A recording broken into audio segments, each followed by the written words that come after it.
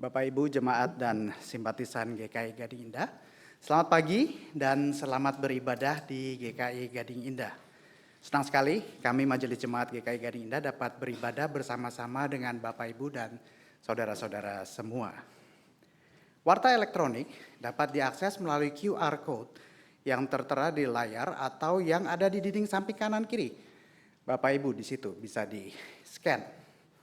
Kami sampaikan beberapa poin penekanan warta sebagai berikut. Berita duka cita telah berpulang ke rumah Bapa di surga, Bapak Royke Brens Sarensong di usia 73 tahun pada hari Selasa 18 Agustus 2026 pukul 9.26. Suami dari Ibu Febianti Sunarko, Papa dari Bapak Kelly Hans dan Ibu Melania Wong, Saudari Nesa Mandi dan Saudari Nesi Windy. Jenazah telah dikremasikan pada Kamis 20 Agustus 2026 di Krematorium Carolus. Kiranya kekuatan dan penghiburan dari Tuhan Yesus senantiasa menaungi keluarga yang ditinggalkan. Donor darah akan diselenggarakan pada Minggu 30 Agustus 2026 di SDK 6 Penabur pada pukul 8 sampai dengan 11 WIB. Dengan pendaftaran terakhir donor pukul 10.30. Jemaat dan simpatisan diundang untuk turut berpartisipasi pada donor darah ini. Untuk informasi lebih lanjut dapat dilihat pada warta jemaat online. Bina Pranikah. Bina Pranikah di bulan September 2026 akan diadakan oleh GKI Gunung Sahari dan GKI Perumahan Citra 1. Jadwal, biaya kontribusi, dan cara pendaftaran kedua Bina Pranikah ini dapat dibaca di warta elektronik. Informasi selengkapnya dapat dibaca juga pada warta jemaat elektronik. Pameran buku akan diadakan setelah kebaktian umum 2 dan 3. Akan ada booth penjualan buku dari BPK Gunung Mulia di lobi lantai 1 GKI Gading Indah dan lobi TKK 6 Penabur. Silakan datang dan mengunjungi booth BPK Gunung Mulia. Bapak Ibu, di minggu depan tanggal 30 Agustus usai kebaktian umum 2 akan diadakan bazar bulan pelayanan. Bazar ini bukan untuk berjualan produk, melainkan ajang untuk mempertemukan talenta, potensi dan minat pelayanan Bapak Ibu dengan wadah pelayanan yang tentunya tersedia di GKI Gading Indah. Dalam acara ini Bapak Ibu serta keluarga bisa mengikuti games yang tentunya ada hadiahnya, mengganti kartu jemaat yang rusak dan hilang, karena ini udah sering sekali kalau saya jadi penyambutan, wah maaf Pak kartunya hilang, kartunya rusak. Nah sekarang saatnya untuk kita mengadakan kembali kartu itu dan memanfaatkan segenap keuntungannya menggunakan kartu jemaat, serta mengenal berbagai badan pelayanan yang lebih dekat. Sehingga Anda bisa ikut ambil bagian dalam berbagai pelayanan di GKI Gading Indah. Kemudian di sini sudah ada QR Code, Bapak Ibu dan Saudara semua juga diajak untuk mengisi kuesioner. 3 menit aja. Isinya potensi dan minat pelayanan. Silakan scan QR yang ada di layar dan kita bisa mengisinya bersama-sama sekarang. Jika Anda membutuhkan kuesioner versi cetak, Anda bisa mendapatkannya dari para penatua yang bertugas. Silakan, saya beri waktu sebentar untuk kalau mau mengisi kuesioner potensi dan minat pelayanan.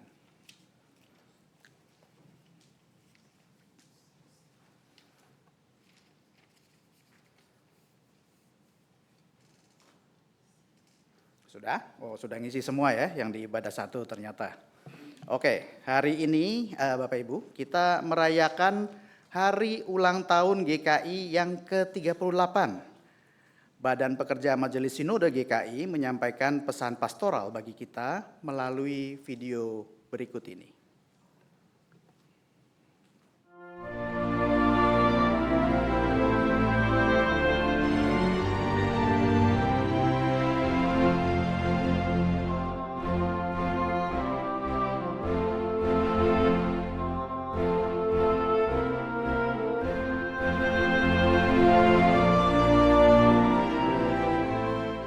Bapak, Ibu, Saudara, dan anak-anak terkasih, anggota dan simpatisan GKI, salam sejahtera, penuh rahmat dan berkat di dalam Tuhan. Sebagai bagian dari tubuh Kristus, GKI saat ini mewujud dalam persekutuan 237 jemaat, 19 klasis, dan 3 sinode wilayah. 38 tahun perjalanan panjang dengan segala dinamikanya bagi GKI menjadi tempat di mana Tuhan memberkati GKI.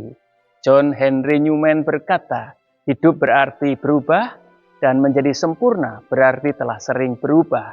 Kami mengajak untuk kita terus berubah, melakukan pembaruan diri sehingga kita menjadi semakin menyenangkan hati Tuhan. Berikut kami mau berbagi beberapa hal. Pertama, di tengah dunia yang berubah cepat, GKI dipanggil untuk terus bergerak, menjawab tantangan dan perubahan yang ada sesuai dengan koridor misi Allah bagi dunia ini. Keterbatasan kita kiranya tak menjadi penghalang untuk kita melakukan bagian yang dapat kita wujud nyatakan. Saudara-saudara kita di NTT saat ini membutuhkan uluran tangan kita semua.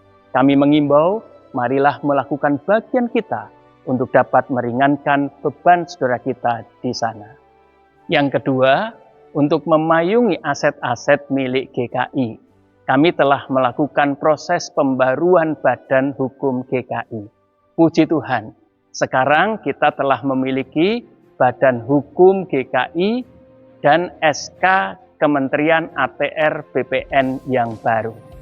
Ketiga, pedoman pelaksanaan dan piranti administrasi telah disatukan menjadi buku piranti gerejawi melengkapi tata gereja dan tata laksana GKI tahun 2023. Sementara itu, buku katekisasi, pembaruan bagian-bagian liturgi, dan perjamuan kudus melibatkan anak masih dalam proses pembahasan. Kita doakan agar segera dapat diselesaikan, memberkati kita semua. Keempat, bidang sumber daya manusia. Kami terus melakukan penataan dan pengembangan dalam hal regenerasi kepemimpinan, proses persiapan kependetaan, studi lanjut pendeta, dan emeritasi pendeta. Tentu juga persoalan-persoalan lain untuk meningkatkan kinerja kependetaan. Kelima, bidang sarana penunjang. Kami dari Sarpen berterima kasih atas dukungan jemaat-jemaat. Kami boleh mengadakan rumah pastori pertama bagi PTKS organisasi di lingkup GKI. Tahun ini kami berusaha untuk mengadakan pastori kedua bagi kebutuhan PTKS yang akan ada. Melalui persembahan HUT GKI kami berharap mendapatkan dukungan dari jemaat-jemaat. Kami juga bersyukur atas persembahan dari seseorang untuk kami boleh melanjutkan pembangunan Griyo Mardiko kantor sinode menjadi 5 lantai sesuai yang direncanakan. Berharap pada waktu selesai gedung ini boleh meningkatkan pelayanan GKI menjadi lebih baik. Kami bersyukur kepada Tuhan atas pertolongannya selama ini. Kami juga berterima kasih dan mengapresiasi atas semua bentuk dukungan, kasih, doa Bapak, Ibu, Saudara kepada kami. Kami berharap dukungan yang sama diberikan kepada rekan-rekan personalia BPMS dan BPHMS periode yang akan datang, yang saat ini sedang dipersiapkan oleh panitia nominasi. Yang terakhir, BPMS periode 2022-2026 saat ini memasuki tahun terakhir masa pelayanannya. Kami masih terus mengerjakan hal-hal yang menjadi tugas kami hingga akhir tahun pelayanan ini. Segala sesuatu dari Dia, oleh Dia, dan kepada Dia. Bagi Dialah kemuliaan selama-lamanya. Selamat ulang tahun GKI, Tuhan Yesus memberkati.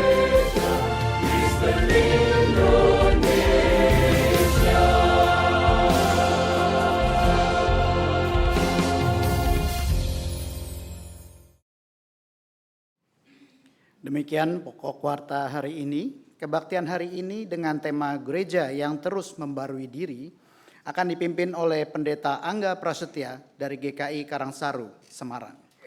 Jemaat dipersilahkan untuk bersaat teduh sejenak sebelum ibadah dimulai.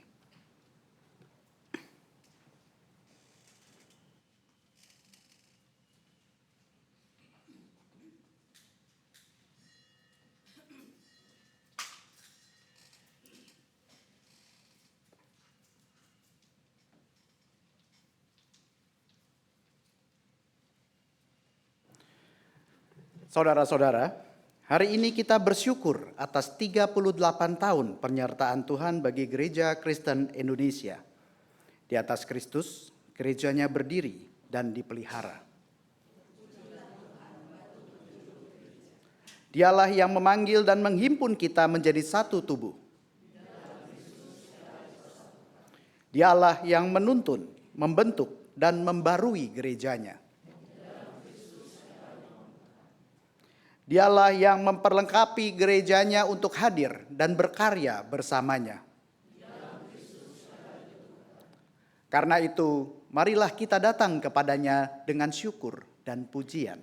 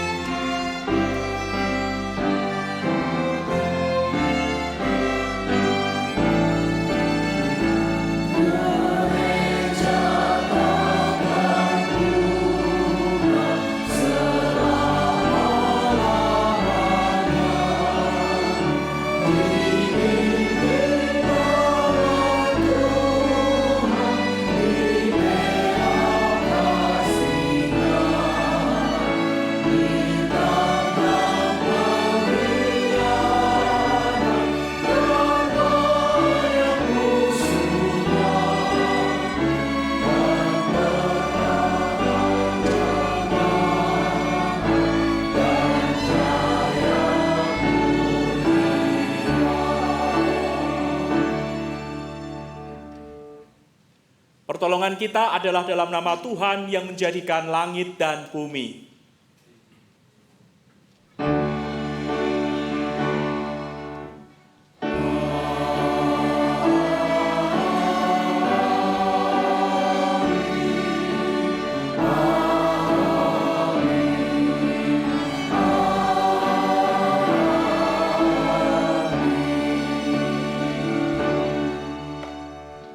Tuhan beserta saudara.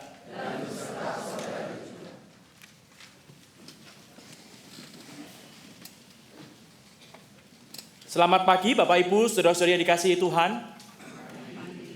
Terpujilah Allah Trinitas yang dalam persekutuan kasih-Nya telah menghadirkan Gereja Kristen Indonesia untuk hidup dan berkarya di tengah kepelbagaian warisan sejarah, budaya, dan lingkungan alam Indonesia.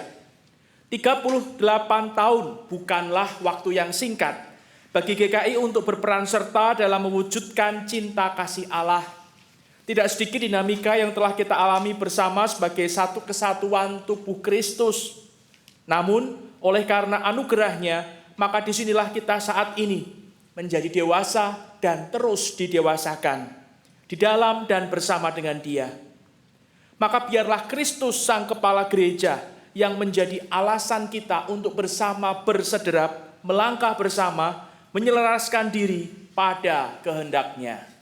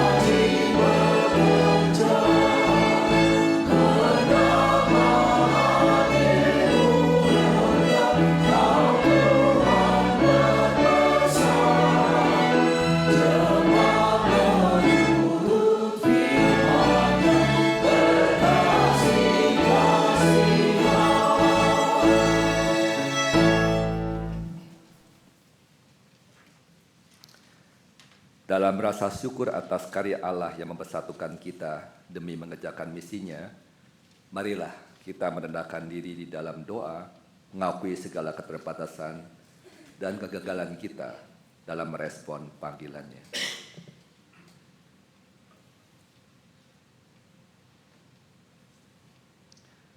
Ya Allah Tritunggal, Engkau memanggil kami untuk menjadi saksi dalam kasih, keadilan, dan kerendahan hati di tengah dunia. Namun kami sering memilih nyaman dalam lingkaran kami sendiri daripada berkarya bagi dunia yang rapuh. Ya Tuhan, ampunilah kami.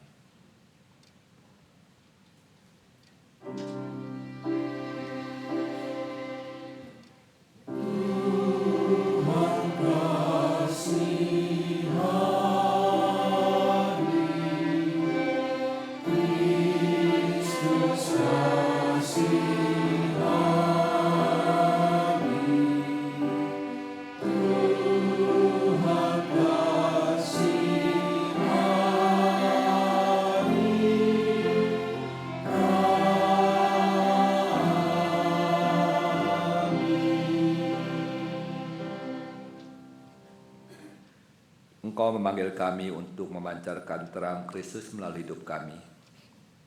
Namun, kami memilih untuk bertahan dalam diri kami yang lama dan belum menjadi alat pembaruan bagi dunia yang Kau kasihi. Ya Tuhan, ampunilah kami.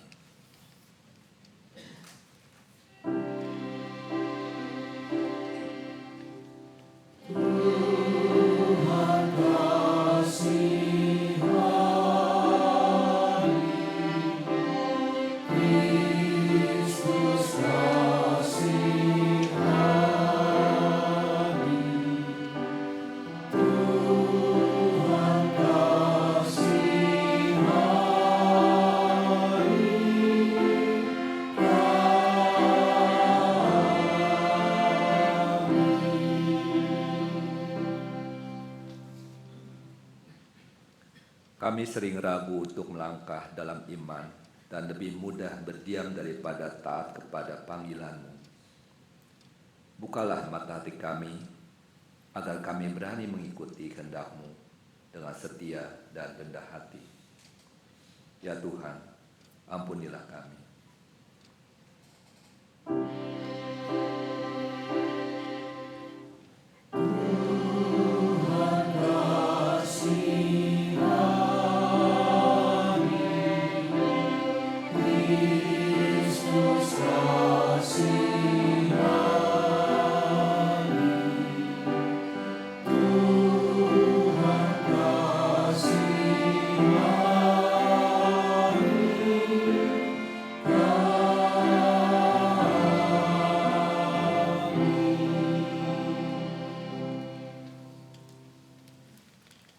Jadikanlah kami gereja yang terus diperbarui oleh firman-Mu.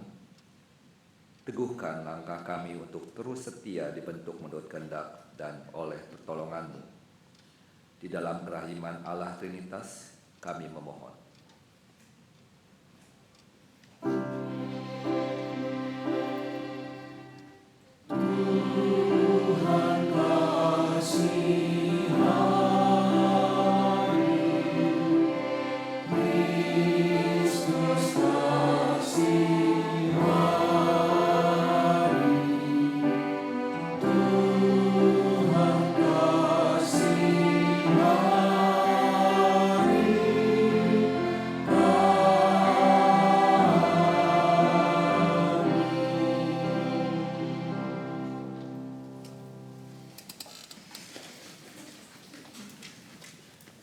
Bagi kita yang telah mengaku dosa, dengarlah anugerah pengampunan dari Allah, seperti yang tertulis dalam 1 Yohanes 1 ayatnya yang ke-9.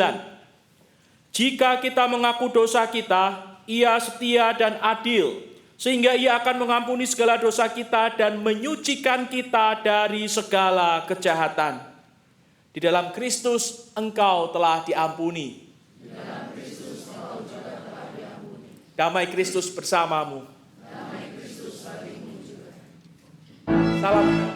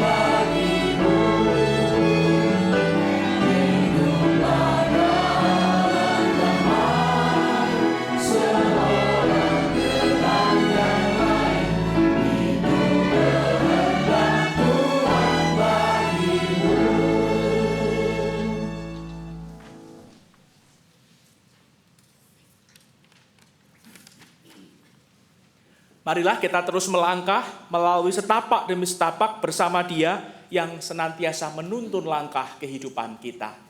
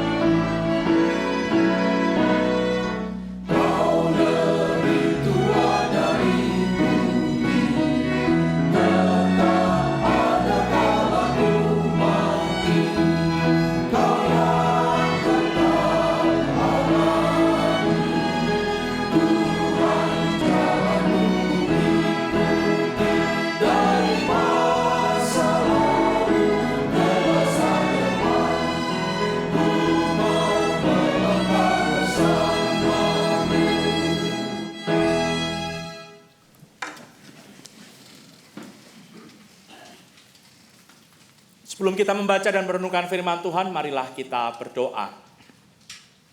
Bapa di surga, kami bersyukur karena Engkau menuntun langkah jalan kehidupan kami. Hingga hari ini kami boleh tiba di rumah Tuhan, memuji memuliakan nama-Mu, dan kini saatnya kami duduk diam di dekat kaki-Mu, kami rindu mendengarkan sapaan firman Tuhan. Kiranya Tuhan berkati kami, Roh-Mu yang kudus boleh menenangkan hati kami, menerangi pikiran kami, meneduhkan akal budi kami, sehingga kami dapat membaca, merenungkan firman Tuhan, memahaminya, dan melakukannya dalam hidup kami hari lepas hari. Bersabdalah ya Bapa, karena kami sungguh rindu untuk mendengarkannya. Di dalam nama Tuhan Yesus Kristus kami berdoa. Amin.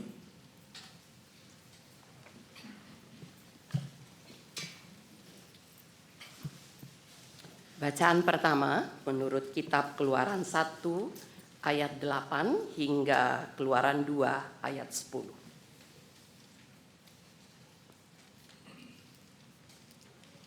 Kemudian muncullah seorang raja baru memerintah tanah Mesir yang tidak mengenal Yusuf. Raja itu berkata kepada rakyatnya, "Bangsa Israel itu lebih banyak dan lebih kuat daripada kita.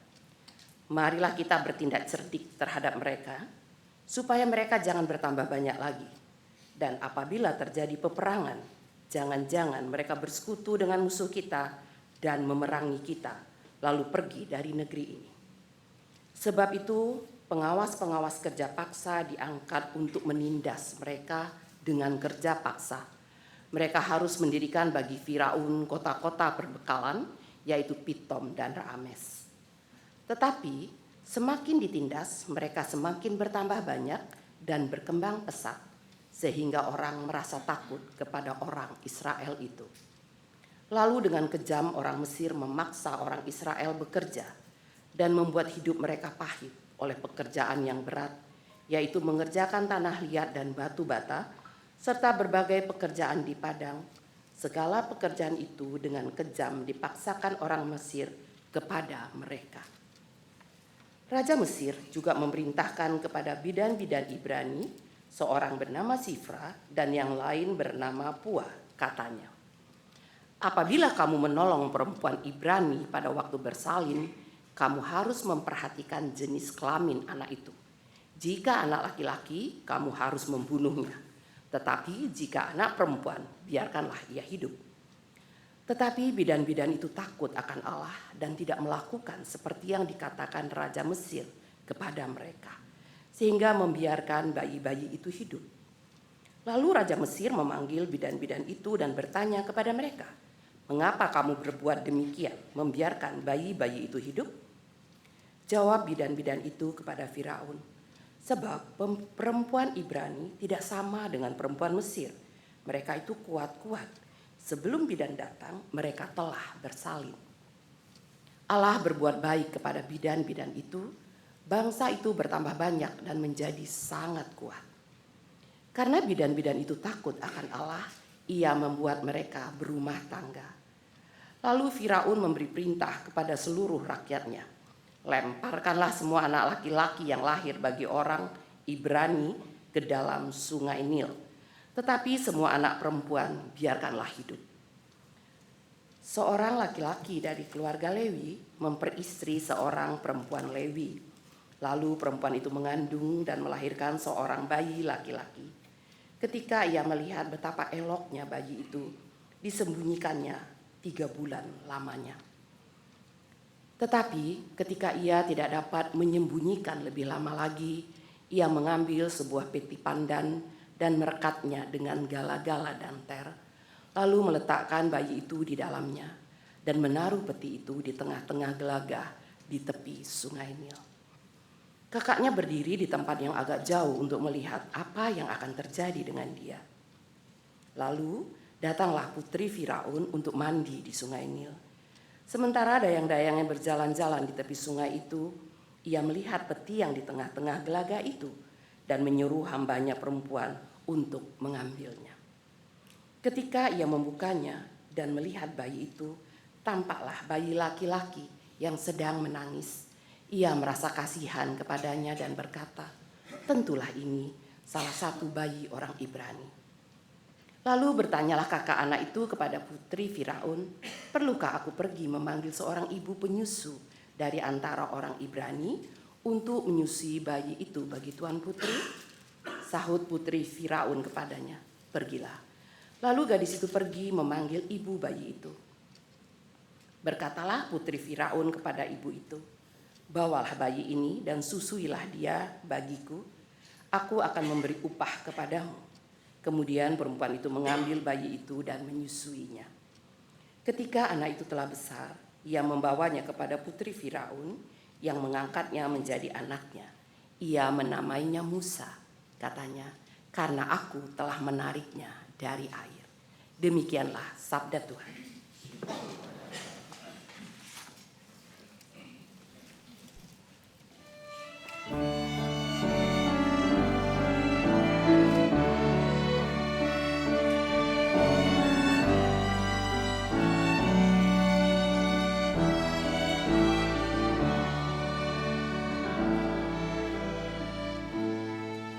Pertolongan kita adalah dalam nama Tuhan yang menjadikan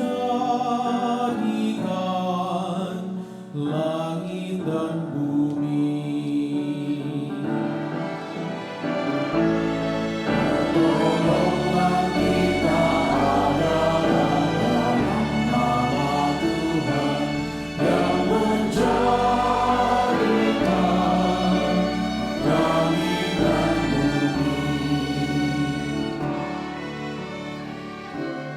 Seandainya bukan Tuhan yang memihak kita, waktu manusia bangkit melawan kita, maka mereka menelan kita hidup-hidup ketika bara mereka menyala. Pertolongan kita adalah dalam nama Tuhan yang menjadikan langit dan bumi. Seandainya bukan Tuhan yang memihak kita, maka air sungai menghanyutkan kita. Sungai pun sudah mengalir melingkupi kita. Air meluap membinasakan kita. Pertolongan kita adalah dalam nama Tuhan yang menjadikan langit dan bumi. Terpujilah Tuhan yang tak menyerahkan kita jadi bangsa bagi gigi mereka, dan jiwa kita terluput bagai burung lepas terluput dari jerat perangkapmu. Pertolongan kita adalah dalam nama Tuhan yang menjadikan langit dan bumi.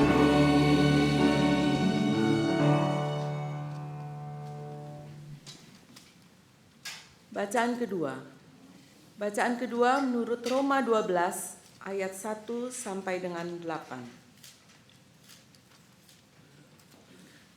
Karena itu, saudara-saudara, Oleh kemurahan Allah, aku menasihatkan kamu supaya kamu mempersembahkan tubuhmu sebagai persembahan yang hidup, yang kudus, dan yang berkenan kepada Allah.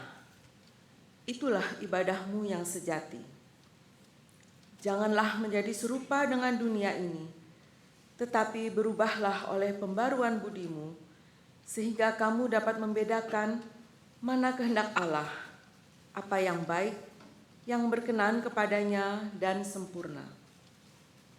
Berdasarkan anugerah yang diberikan kepadaku, aku berkata kepada setiap orang di antara kamu, janganlah memikirkan hal-hal yang lebih tinggi daripada yang patut kamu pikirkan. Tetapi hendaklah kamu berpikir sedemikian rupa, sehingga kamu menguasai diri menurut ukuran iman yang dikaruniakan Allah kepada kamu masing-masing. Sebab sama seperti pada satu tubuh, kita mempunyai banyak anggota, tetapi tidak semua anggota itu mempunyai tugas yang sama. Demikian juga kita, walaupun banyak, adalah satu tubuh di dalam Kristus, tetapi kita masing-masing adalah anggota yang seorang terhadap yang lain. Demikianlah kita mempunyai karunia yang berbeda-beda menurut anugerah yang diberikan kepada kita. Jika karunia itu adalah untuk bernubuat, baiklah kita melakukannya sesuai dengan iman kita. Jika karunia untuk melayani, baiklah kita melayani. Jika karunia untuk mengajar, baiklah kita mengajar. Jika karunia untuk menasihati, baiklah kita menasihati. Siapa yang membagi-bagikan sesuatu, hendaklah ia melakukannya dengan hati yang ikhlas. Siapa yang memimpin, hendaklah ia melakukannya dengan rajin. Siapa yang menunjukkan belas kasihan, hendaklah ia melakukannya dengan sukacita. Demikianlah sabda Tuhan. Injil Tuhan kita Yesus Kristus dibacakan dari Injil Matius pasal 16 ayat 13 sampai ayat 20. Setelah Yesus tiba di daerah Kaisaria Filipi, ia bertanya kepada murid-muridnya, kata orang, siapakah anak manusia itu? Jawab mereka, ada yang mengatakan Yohanes Pembaptis, yang lain mengatakan Elia, dan yang lain mengatakan Yeremia, atau salah seorang dari para nabi. Lalu Yesus bertanya kepada mereka, menurut kamu siapakah aku ini? Jawab Simon Petrus, engkau adalah Mesias, anak Allah yang hidup. Kata Yesus kepadanya, berbahagialah engkau Simon, anak Yunus, sebab bukan manusia yang menyatakan itu kepadamu, melainkan Bapa-Ku yang di surga. Aku pun berkata kepadamu, engkau adalah Petrus, dan di atas batu karang ini aku akan mendirikan gerejaku, dan alam maut tidak akan menguasainya. Kepadamu akan kuberikan kunci kerajaan surga. Apapun yang kau ikat di bumi akan terikat di surga, dan apapun yang kau lepas di bumi akan terlepas di surga. Lalu Yesus memerintahkan murid-muridnya supaya tidak memberitahukan kepada siapapun bahwa ia Mesias. Demikianlah Injil Tuhan kita Yesus Kristus. Berbahagialah kita yang membaca, merenungkan, dan melakukannya di dalam hidup hari lepas hari. Haleluya.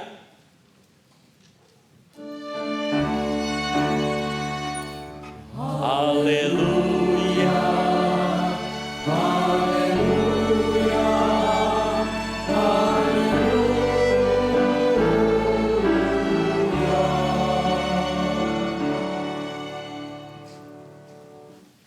Sekali lagi saya ingin menyapa Bapak Ibu Saudara sekalian, selamat pagi.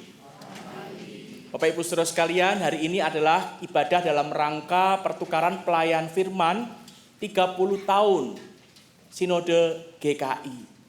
Saya berasal dari GKI Karangsaru, Semarang.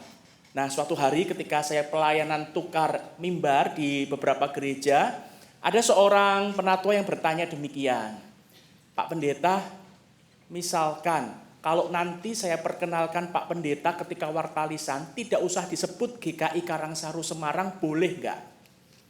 Saya berpikir, ada apa? Saya bertanya, memangnya kenapa Pak?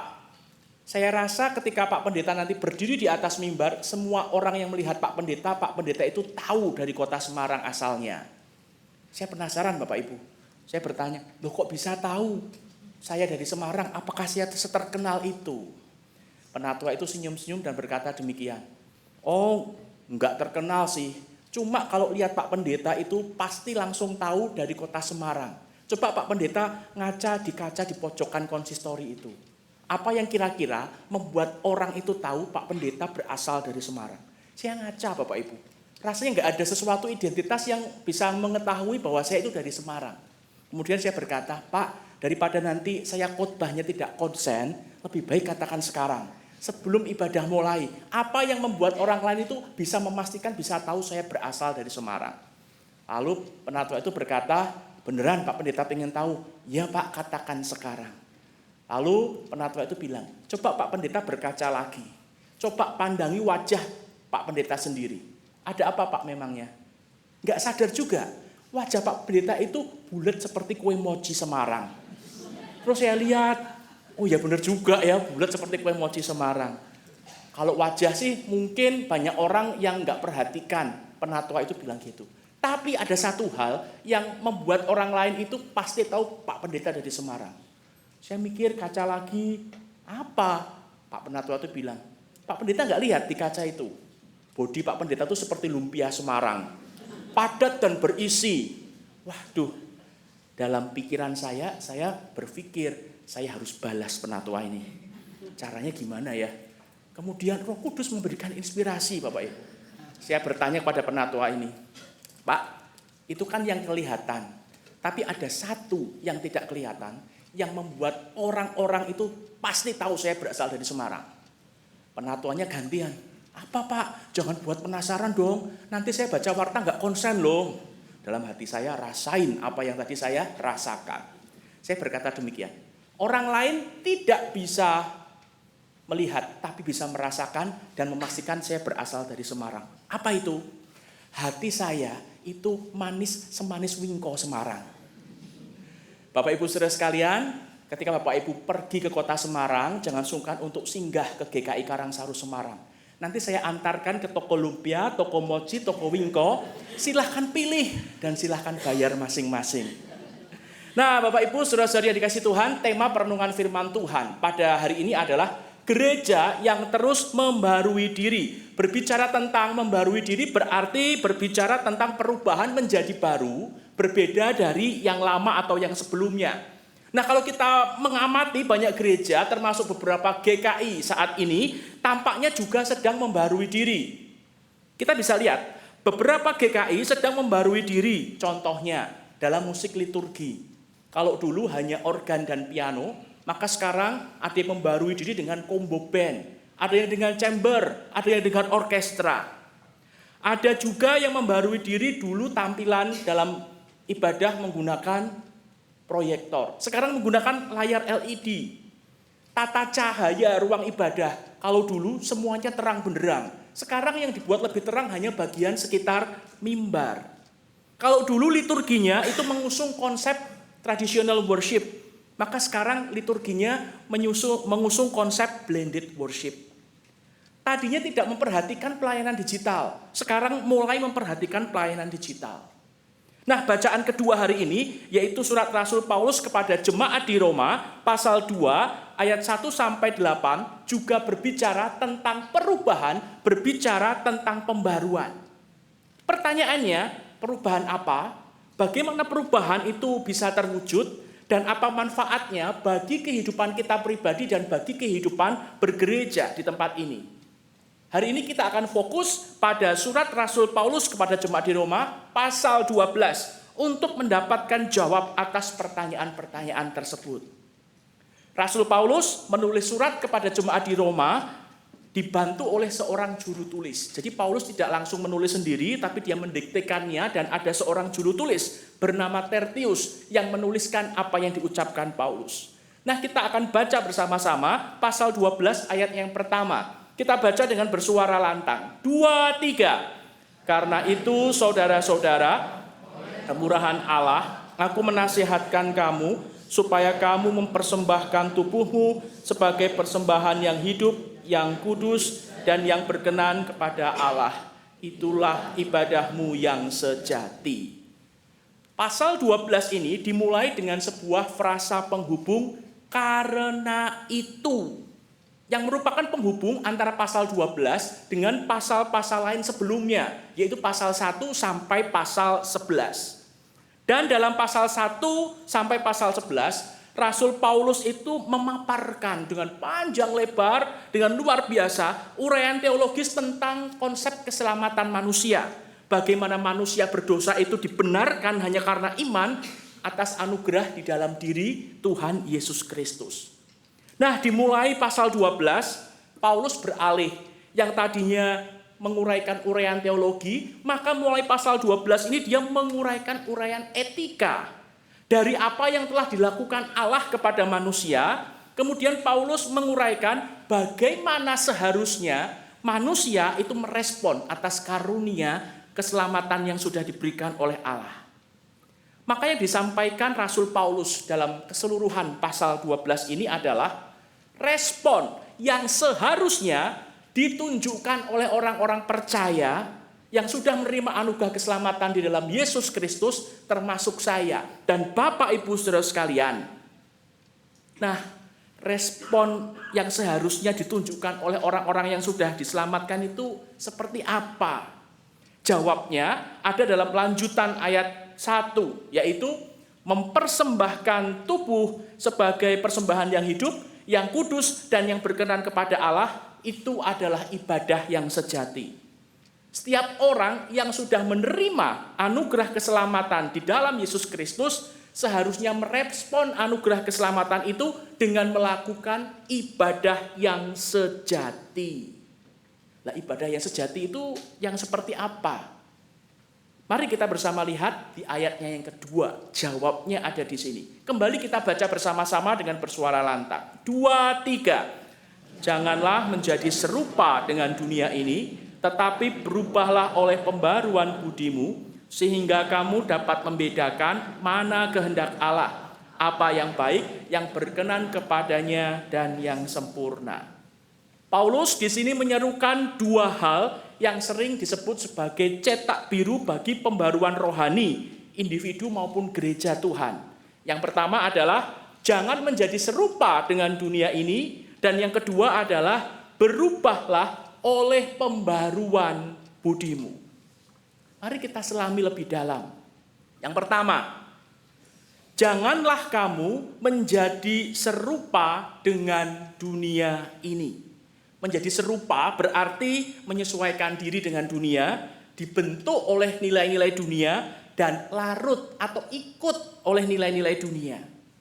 Seruan Paulus ini merupakan dorongan agar setiap orang percaya tidak membiarkan dirinya dibentuk oleh nilai-nilai standar atau pola pikir dunia yang tidak mengenal Allah, yang tidak sesuai dengan kehendak Allah. Ketika dunia mengajarkan membalas kejahatan dengan kejahatan, orang percaya justru harus membalas kejahatan dengan pengampunan dan juga kasih. Ketika dunia mengajarkan untuk berfokus hanya pada diri sendiri, maka orang Kristen justru harus belajar peduli kepada sesama. Ketika dunia menganggap wajar untuk membanggakan dan menonjolkan diri sendiri kepada orang lain, orang percaya justru harus belajar berproses rendah hati. Nah, Paulus memperingatkan agar hidup jemaat tidak disetir oleh gaya hidup populer yang bertentangan dengan kehendak Allah. Itu yang pertama, jangan serupa dengan dunia, jangan sama dengan dunia, jangan larut dengan dunia. Yang kedua, tetapi berubahlah oleh pembaruan budimu. Berubah oleh pembaruan budi. Berarti perubahan hidup itu terjadi karena didahului oleh pembaruan budi. Tanpa didahului oleh pembaruan budi, maka perubahan hidup tidak akan bisa terwujud. Seorang tidak akan bisa mengalami perubahan hidup yang sejati tanpa lebih dahulu membiarkan dirinya, pikirannya, cara pandangnya dibaharui oleh Allah. Nah, jika demikian, lalu apa sebenarnya dimaksud dengan pembaruan budi itu? Sederhananya, pembaruan budi adalah mengganti kacamata kehidupan. Melihat segala sesuatu dengan sudut pandang Allah, bukan dari sudut pandang diri kita sendiri atau dari sudut pandang dunia. Ketika pikiran diperbaharui oleh Tuhan, maka hasilnya adalah kita mampu untuk membedakan mana kehendak Allah, mana yang baik, mana yang berkenan dan sempurna, sehingga tindakan sehari-hari kita akan menyelaraskan diri dengan kehendak Allah. Nah, ketika cara pandang itu berubah, maka tindakan pun juga akan ikut berubah. Nah, ini adalah penjelasan tentang pembaruan budi yang merupakan syarat utama untuk terjadinya perubahan hidup yang mendahului perubahan hidup. Sedangkan kata berubahlah di dalam ayat 2 ini, di dalam bahasa aslinya, itu menggunakan sebuah kata. Apa kata yang digunakan? Metamorfo. Dan ini merupakan asal kata dari kata metamorfosis. Salah satu hewan yang mengalami metamorfosis adalah kupu-kupu. Metamorfosis kupu-kupu itu menunjukkan suatu proses perubahan yang sangat radikal. Kupu-kupu dimulai menetas dari telur menjadi ulat. Ulat itu sangat rakus akan makanan. Mereka makan daun sepanjang hidupnya, sepanjang waktunya. Fokusnya adalah diri sendiri, yang penting diri sendiri kenyang. Bentuk ulat tidak disukai oleh banyak orang. Banyak orang yang geli, banyak orang yang jijik, takut melihat ulat. Adakah di sini yang memelihara ulat di rumahnya? Adakah yang mengkoleksi ulat di rumahnya? Tapi berbeda dengan kupu-kupu. Orang melihat kupu-kupu pasti mendekat. Orang melihat kupu-kupu pasti ingin mengkoleksi kupu-kupu itu. Nah, dari ulat kemudian berubah jadi kepompong. Yang tadinya ulat itu begitu aktif ke sana kemari mencari makan, menjadi kepompong, dia diam, menempel di ranting sekian lama, tidak bergerak sekian lama. Dan ketika sudah kemudian menetas menjadi kupu-kupu, maka kupu-kupu itu terbang dan indah. Berbeda dengan kepompong yang bentuknya tidak bagus, yang hanya diam dan menempel di batang. Rasul Paulus memilih kata metamorfo, berubahlah, untuk menunjukkan bahwa perubahan yang diharapkan terjadi dalam diri orang percaya, dalam diri saya dan Bapak Ibu saudara sekalian, adalah perubahan yang total ke arah yang lebih baik sesuai dengan firman Tuhan. Nah, menariknya, kata metamorfo di sini, ini ditulis dalam bentuk pasif. Artinya, ini menunjukkan bahwa perubahan ke arah yang lebih baik ini didahului oleh pembaruan budi atau pikiran yang diselaraskan dengan kuasa Allah. Itu terjadi bukan semata-mata karena kemampuan dan keinginan kita, tapi itu semata-mata karena karya Allah, karya Roh Kudus di dalam diri kita. Maka, jika ada di antara kita saat ini yang sudah berusaha untuk mengalami perubahan hidup ke arah yang lebih baik, menuju ke arah yang lebih baik, tetapi selalu gagal, mari coba kita periksa diri.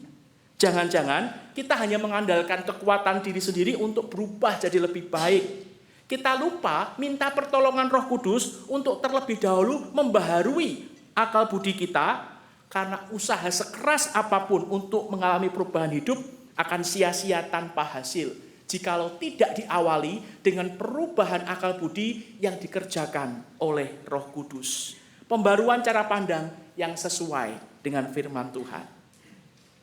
Ayat 1 dan ayat 2 dalam bacaan kita hari ini mengajak kita untuk bersama-sama menyerahkan kehidupan kita kepada Allah untuk dibaharui, diselaraskan dengan kehendak Allah sebagai respon atas keselamatan yang sudah kita terima. Nah, bagian yang kedua, ayat 3 sampai ayat 5. Di ayat 3 sampai ayat 5 ini, Rasul Paulus mengajak kita untuk melihat buah dari pembaruan budi, wujud dari perubahan hidup. Apa saja buah dari pembaruan budi yang adalah wujud dari pembaruan hidup itu? Kita lanjutkan ke ayat yang ketiga. Berdasarkan apa yang tertulis di ayat ketiga. Berdasarkan anugerah yang diberikan kepadaku, aku berkata kepada setiap orang di antara kamu, janganlah memikirkan hal-hal yang lebih tinggi daripada yang patut kamu pikirkan, tetapi hendaklah kamu berpikir sedemikian rupa sehingga kamu menguasai diri menurut ukuran iman yang dikaruniakan Allah kepada kamu masing-masing. Melalui perkataannya di ayat ketiga ini, Rasul Paulus memperingatkan jemaat terhadap bahaya kesombongan rohani yang terselubung. Seringkali orang merasa memiliki banyak pengetahuan, merasa memiliki banyak pengalaman di dalam pelayanannya mendapatkan banyak apresiasi, mulai meremehkan orang lain. Contohnya apa Bapak Ibu? Misalkan panitia Natal selesai, kemudian panitia Natal ada evaluasi, dan seseorang yang sudah berkali-kali melayani dalam kepanitiaan Natal berkata, bagaimana perayaan Natal tahun ini? Dijawab, wah perayaan Natal tahun ini luar biasa, membawa sukacita bagi yang hadir. Nah, orang yang jadi panitia Natal ini kemudian berkata, wah puji Tuhan, memang Tuhan memakai saya dengan berbagai pengalaman yang sudah Tuhan berikan untuk bisa memberikan yang terbaik kepada Tuhan. Puji Tuhan. Kelihatannya baik Bapak Ibu, tetapi di balik itu yang ingin ditonjolkan bukan karya Tuhan, tetapi dirinya sendiri. Dan itu sering kali terjadi di dalam pelayanan di gereja. Kelihatannya memuji Tuhan, tapi ternyata di balik itu ingin menonjolkan diri sendiri, supaya diri sendiri mendapatkan pujian, mendapatkan penghargaan. Ini terjadi karena pikirannya belum sepenuhnya diperbaharui oleh firman Tuhan, akan bisa terjebak dalam membandingkan diri sendiri dengan sesama pelayan Tuhan di gereja, menganggap diri lebih tinggi, lebih rohani, lebih pintar dari yang lain. Nah, inilah yang dimaksud Paulus ketika mengatakan, janganlah memikirkan hal-hal yang lebih tinggi daripada yang patut kamu pikirkan.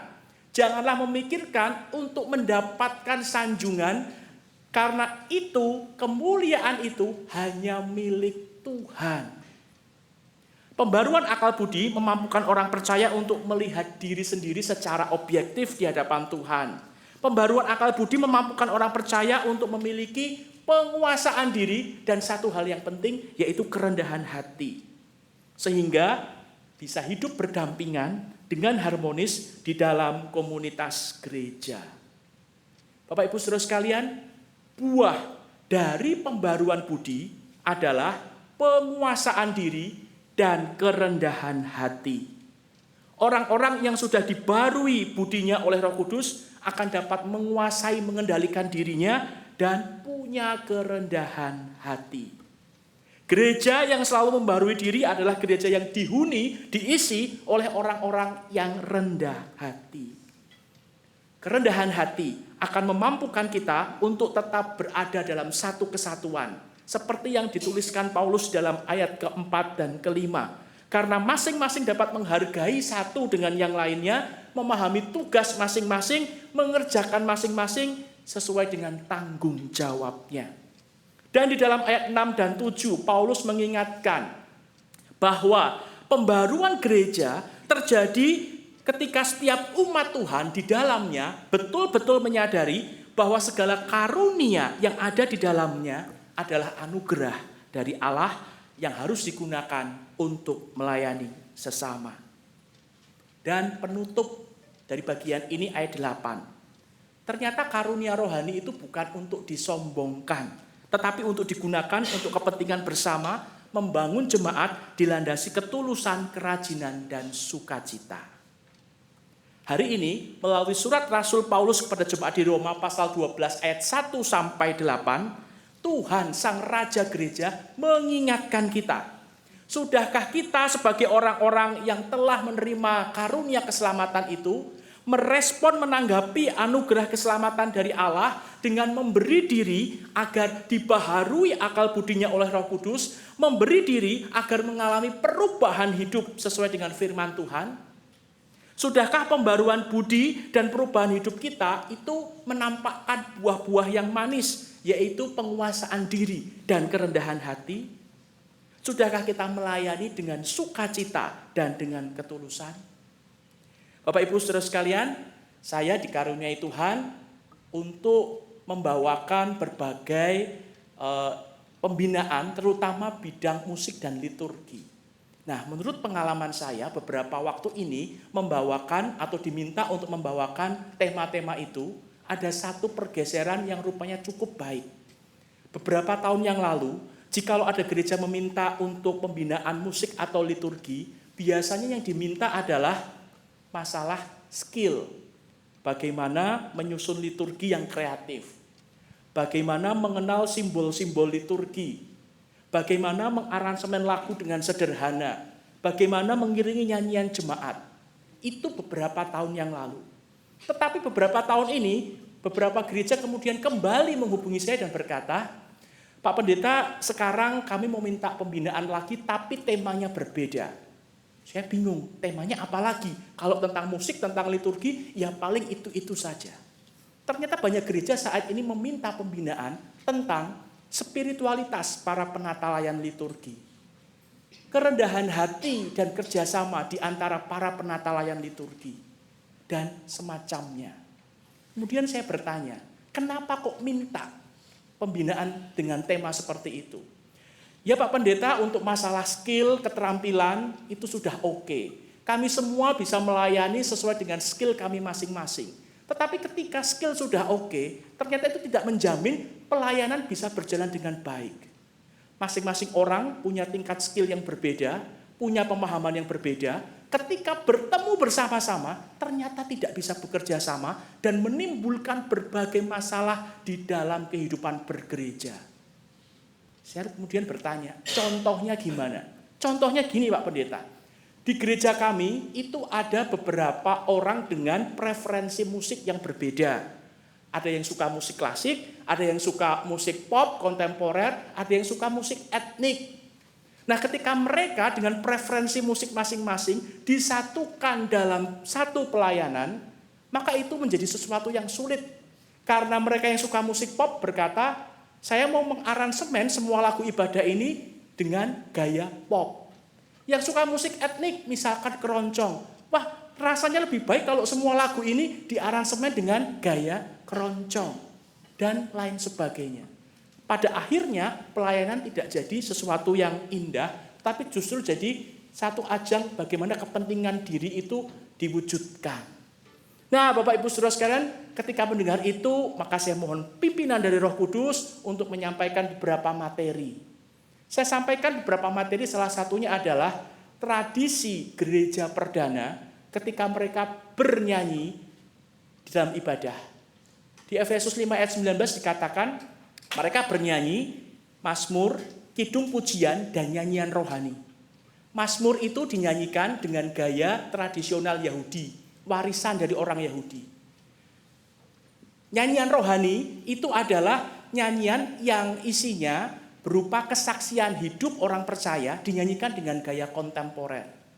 Nyanyian pujian itu nyanyian yang isinya memuji Tuhan Yesus secara langsung dengan gaya kontemporer Yunani pada waktu itu. Jadi, orang Kristen perdana ketika mereka beribadah kepada Tuhan, ketika menyanyikan mazmur, mereka yang suka lagu-lagu kontemporer ya tetap menyanyikan mazmur itu sesuai dengan tradisi Yahudi yang ada. Lalu ketika mereka menyanyikan lagu rohani, maka orang-orang yang suka dengan musik tradisional, musik warisan dari tradisi masa lalu, ya tetap menyanyikan nyanyian kontemporer itu. Dan saya menyatakan sebagai penata layan di dalam ibadah, tujuan kita bukan untuk mengaktualisasikan apa yang kita bisa dan apa yang kita suka. Tetapi di dalam ibadah, tujuan utama kita adalah menolong jemaat untuk dapat bernyanyi dengan baik dan benar. Kalau lagunya kontemporer, ya buatlah kontemporer. Kalau lagunya tradisional klasik, ya buatlah klasik. Kalau lagunya etnik, ya buatlah etnik.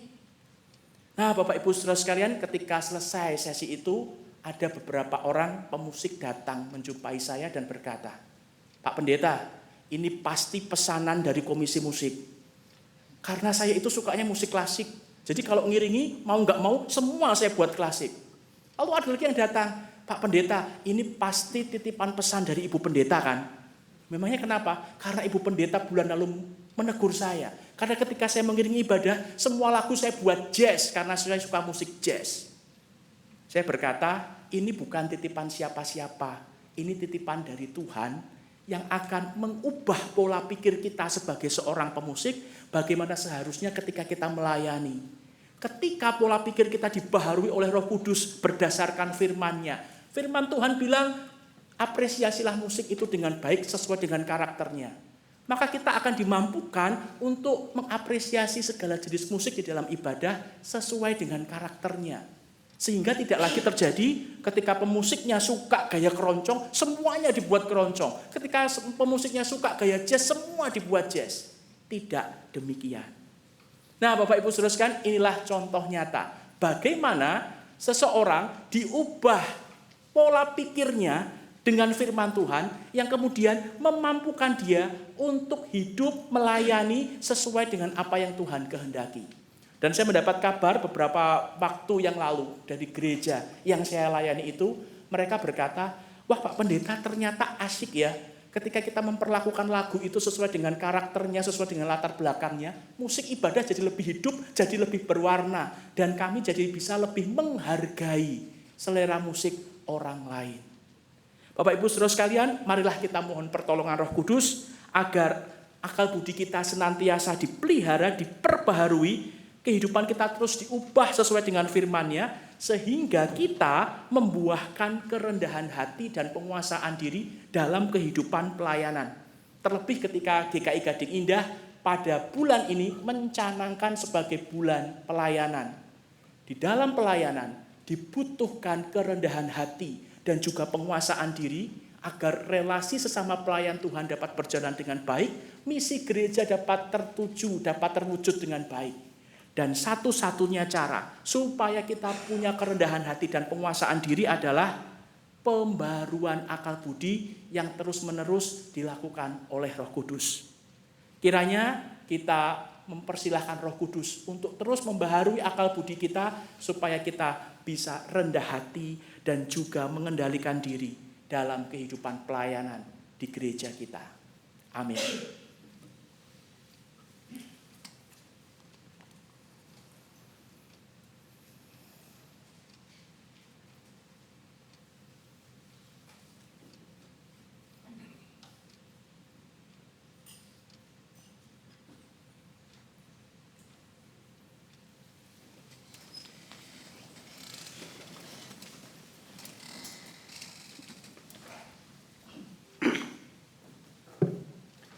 Marilah kita bersama dengan umat Allah di masa lalu, masa kini, dan masa depan, mengingat pengakuan pada baptisan kita menurut pengakuan iman rasuli demikian.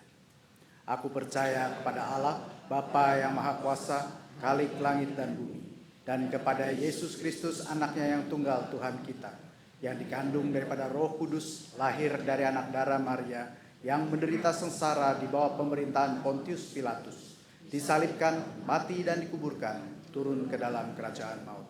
Pada hari yang ketiga, bangkit pula dari antara orang mati, naik ke surga, duduk di sebelah kanan Allah, Bapa yang Maha Kuasa. Dan dari sana Ia akan datang untuk menghakimi orang yang hidup dan yang mati. Aku percaya kepada Roh Kudus, gereja yang kudus dan am, persekutuan orang kudus, pengampunan dosa, kebangkitan orang mati, dan hidup yang kekal. Amin.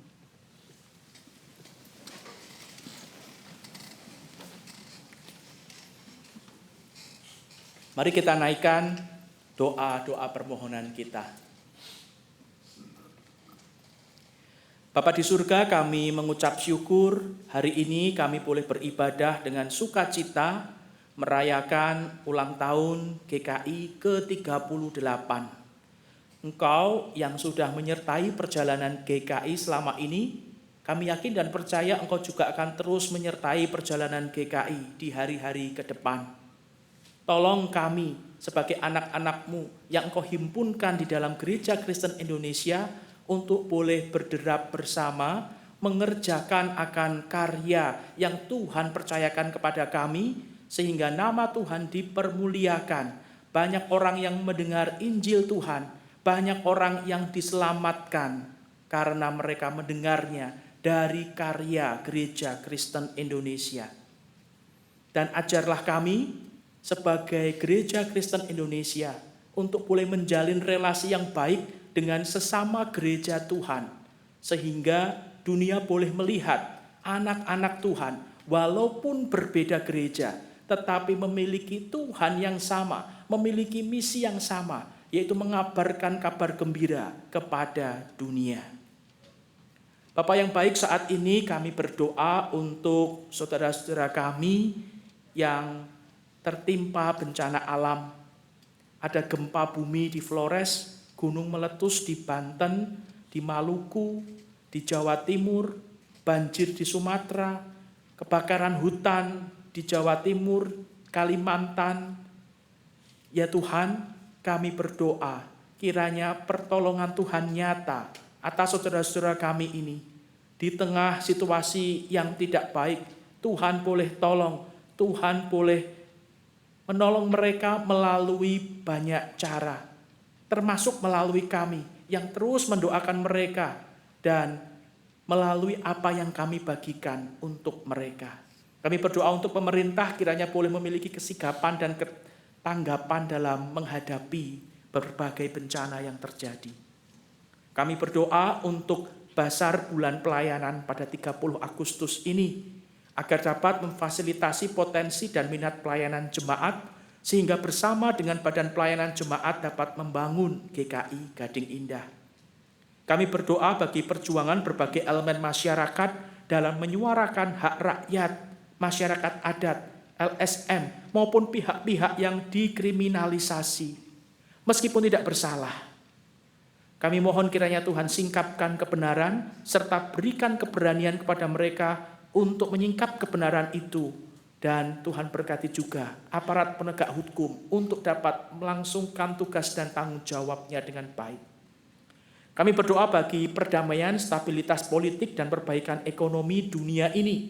Di tengah berbagai konflik dan peperangan yang masih berkecamuk, kami berdoa agar kiranya segera tercapai kesepakatan yang dapat membuka jalan bagi perdamaian yang sejati, sehingga tidak banyak berjatuhan korban jiwa, dan damai sejahtera Tuhan boleh benar-benar dirasakan oleh umat-Mu di muka bumi ini. Inilah ya Bapa doa permohonan kami yang kami naikkan kepadamu bersama dengan doa yang Putra-Mu ajarkan kepada kami. Bapa kami yang ada di surga, dikuduskanlah nama-Mu, datanglah kerajaan, jadilah kehendak-Mu di bumi seperti di surga. Berikanlah kami pada hari ini makanan kami yang secukupnya, dan ampunilah kami akan kesalahan kami, seperti kami juga mengampuni orang yang bersalah pada kami. Dan janganlah kami dalam pencobaan, tapi lepaskanlah kami dari yang jahat, karena Engkau-lah yang punya kerajaan dan kuasa dan kemuliaan sampai selama-lamanya. Amin.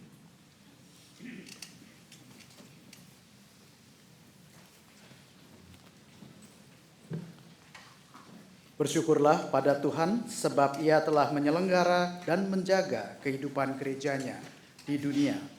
Dengan hati yang bersukacita, mari kita membawa persembahan syukur di hadapannya, seraya mengingat firman Tuhan dalam Mazmur 50 ayatnya yang ke-23, siapa yang mempersembahkan kurban syukur, ia memuliakan aku. Orang yang benar jalannya akan kuperlihatkan kepadanya keselamatan dari Allah.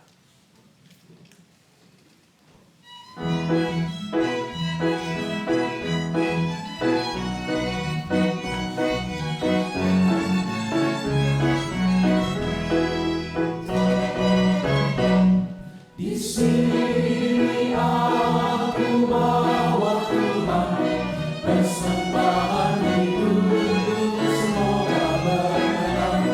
Berapa pilihannya Tuhan dibandingkan dengan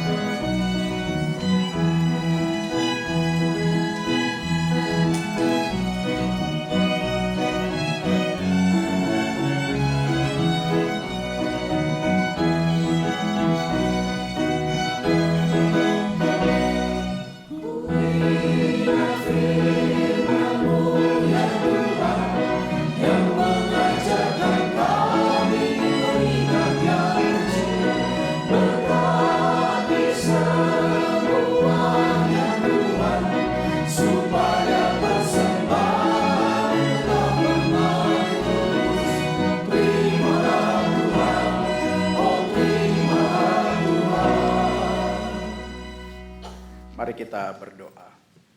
Ya Allah Sang Pemberi, di hadapan kami telah terkumpul persembahan sebagai bukti syukur kami atas kasih-Mu yang melimpah. Jadikanlah seluruh persembahan kami ini alat pewujud nyataan cinta kasih-Mu di dunia.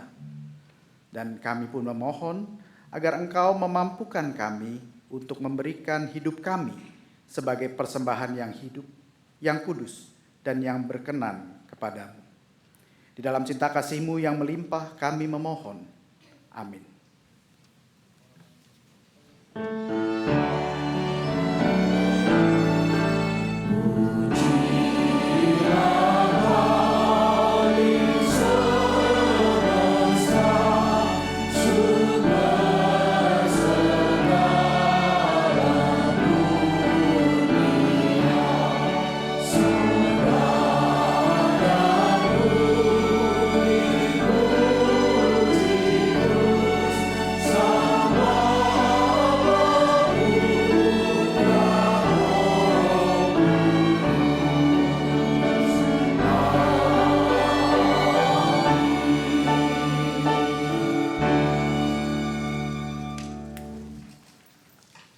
Marilah kita berderap bersama menjadi gereja dan menjadi pribadi yang senantiasa bersedia dibaharui oleh Roh Kudus, membuahkan pengendalian diri dan kerendahan hati di dalam hari-hari kita. Berderaplah satu. Berderaplah